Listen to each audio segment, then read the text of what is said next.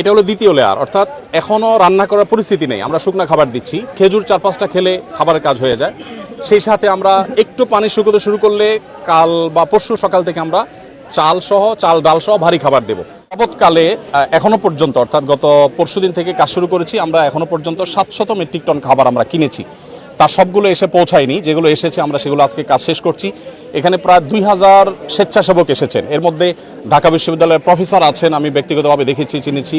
আবার ঢাকা ইউনিভার্সিটি সহ সমস্ত বিশ্ববিদ্যালয়গুলোর বিভিন্ন বিশ্ববিদ্যালয়ের স্টুডেন্টরা এসেছেন, বিভিন্ন শ্রেণী পেশার মানুষ এসেছেন, বিভিন্ন ব্যবসায়ীরা এসেছেন। তো এমন ছোট ছোট শিশুরাও এসেছে, তারা প্যাকেজিংয়ের কাজে হেল্প করছে। আমাদের ইতিমধ্যে 5-7টি গাড়ি ইতিমধ্যে স্পটে পৌঁছে গেছে এবং মহিপালে বাংলাদেশ সেনাবাহিনীর যে ক্যাম্প, সেখানে আমরা আজকে সকালে 2 ট্রাক মালামাল হস্তান্তর করেছি, 3 ট্রাক গত রাতে চলে গেছে। আজকে আমি নিজে ইনশাল্লাহ ঘন্টাখানিক পর স্পটে যাব এবং আমার সাথে এখান থেকে আরও 5টা লরি আশা করি মাল